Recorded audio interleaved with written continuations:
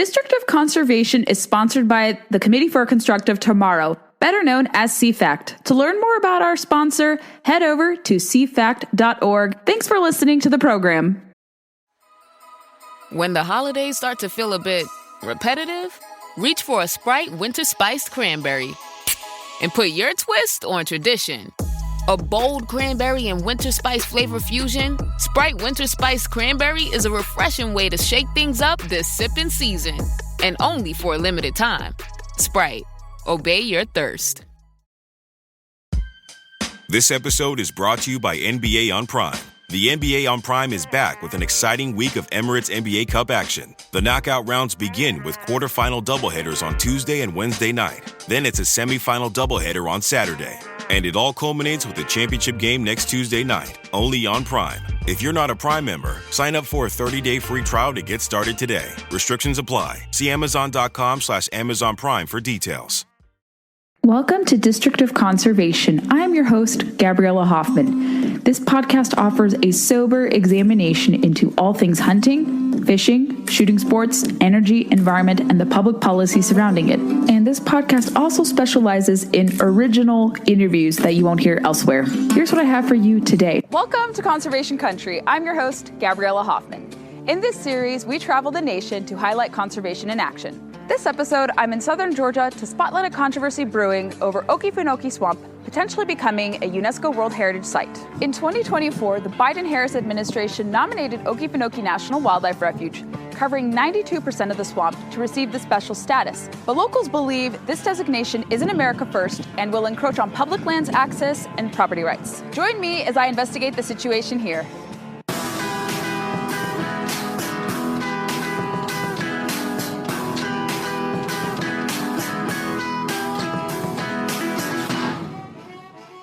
Okefenokee Swamp is located an hour northwest of Jacksonville, Florida, on the Florida-Georgia line.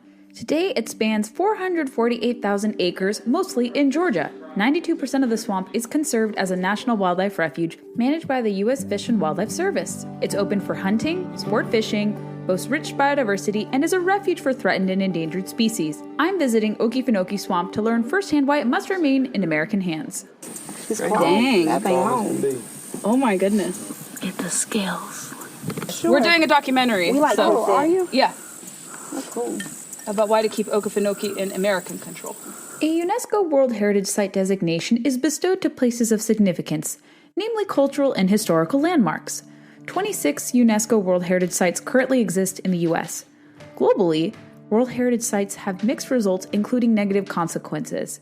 These designations often come, quote, at a cost to the local population's human rights. Stanford University lamented that, quote, UNESCO's World Heritage Program has lost its way. On December 24, 2024, the Biden administration formally nominated Okefenokee to become a UNESCO World Heritage Site. But all three counties bordering the swamp now oppose the designation. I spoke with several concerned stakeholders from two affected Georgia counties who worry about UNESCO coming into their backyard. Commissioner, can you explain why you're opposed to the UN designating Okefenokee National Wildlife Refuge as a World Heritage Site? More than anything, I don't like any organization that I would consider an entangling alliance. Many of the UNESCO members are adversarial nations. China, Russia, Afghanistan, all would sit around a table and potentially vote on what should be domestic issues. We're a highly regulated, highly bureaucratic country. We've got the Department of Interior, EPD, EPA. So there could be concerns, on property adjacent to the swamp. They could come along and say no hunting, no clear cutting, no herbiciding. Outside the refuge boundary, they could say, oh, we need a buffer zone. There's hunting too close, there's logging too close.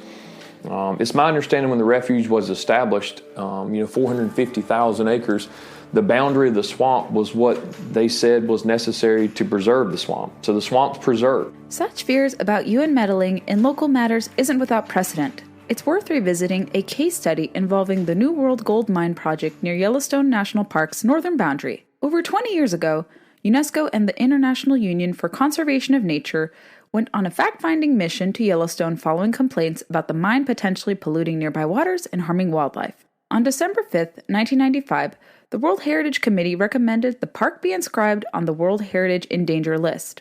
UNESCO meddling ultimately doomed the project because it inspired the Clinton administration to undertake measures the following year to get it shut down permanently. I'm Barry Cox. I'm a District 4 Ware County Commissioner for mostly the rural part of Ware County. I went and saw one of the presentations they had out at the fairground, and I wasn't pleased with what I saw. All of my constituents, they contacted me and they was all against it, so I did their will, and we created a resolution against it. So we never could understand why they wanted to do it in the first place, and all we could get out of them, it was to enhance tourism. If I didn't speak up against a lot of the horrors that I'd learned, that then there's no reason to even learn it if you're not going to be vocal about it. And we're talking about opening our doors to foreign entities. You know, who runs the United Nations? They're an international body, and they're influenced by all the countries that make them up. One of the main selling points that they've been using to promote this World Heritage designation has been an increase in tourism, and it would be increased visitation to the wildlife refuge. In my research, I haven't found that that's been the case with any other World Heritage designated site in the United States. They claim that it would create 700 new jobs, 1 to 2% GDP increase region-wide, and that the visitation would potentially double. The 26 World Heritage sites that already exist have really not shown any increase in tourism after being designated World Heritage Site. Many of them had steady increase prior to designation, and then that carried on right after. Some has been kind of up and down. There's just really no correlation. On July 22, 2025, the State Department announced America's formal exit from UNESCO. The official press release stated, quote, UNESCO works to advance divisive, social, and cultural causes and maintains an outsized focus on the UN Sustainable Development Goals, a globalist ideological agenda for international development at odds with our America First foreign policy. The exit will be finalized on December 31st, 2026. Despite this, the designation could be finalized by summer 2026, the earliest barring intervention. With the U.S. already exiting UNESCO and skeptical of UN programs, Georgia stakeholders are hopeful their governor and the federal government will act to stop the Okefenokee land grab. The Trump administration withdrew from UNESCO in July of this year. Is there an appetite from the Trump administration to also see that withdrawal carry over to a place like Okefenokee? And what action can be done in response to the UNESCO withdrawal? If I had 10 minutes with Donald Trump and we could talk about these issues, it's clear and concise. I think he would absolutely request Doug Burgum withdraw this nomination. I think it's just flown under the radar. Some maybe deliberately by the NGOs who pushed this, and I think Trump's just busy. It was a clear signal whenever he and Reagan both took America out of UNESCO. Trump took us out of UNESCO recently. He understands the concern. And I'd also like to preemptively see on the state and federal level laws passed that just basically codify the fact that these international organizations have no jurisdiction here. What's good for one place may not be good for another place, and that's why I just really don't think it's good here. And I'd like to see the state and the federal government step in and maybe help us with it. So, Roosevelt turned it into a wildlife refuge, and it's been that way all along, and we just kind of like it to stay that way. So. The Department of the Interior can reject this bid.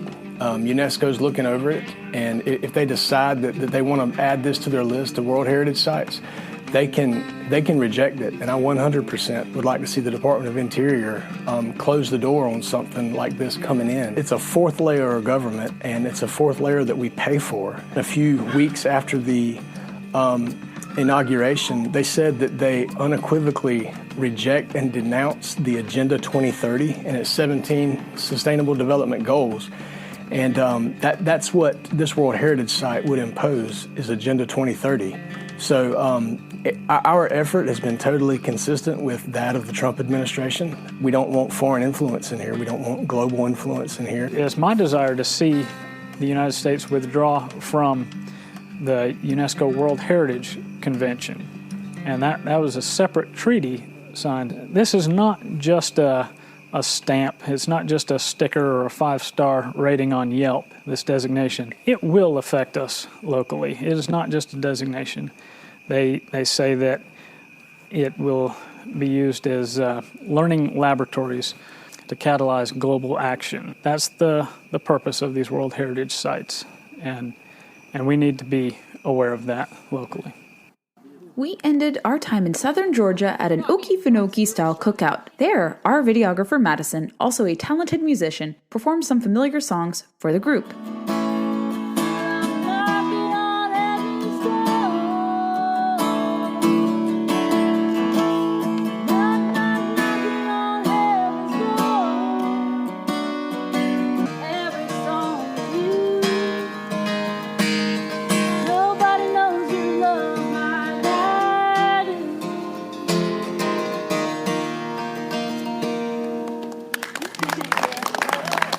With the Trump administration exiting UNESCO again, it's imperative to protect Okefenokee Swamp from UN meddling. This holdover policy even undermined the Make America Beautiful Again Commission's goals to keep public lands in American hands. Will UNESCO succeed in overtaking Okefenokee Swamp, or will Americans stop this land grab?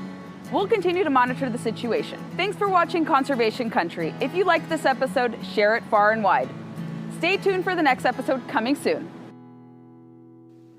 If you enjoyed this installment of District of Conservation, I would love to know your feedback. Send it my way. Please be sure to leave us reviews on Apple, Spotify, or wherever podcasts are played, and also check us out on Facebook, Instagram, and Twitter to never miss a beat nor a guest announcement. Thanks so much for listening to District of Conservation. I hope you have a wonderful day, and please share the podcast to those who may be interested in learning more about these critical natural resources, environment, energy issues.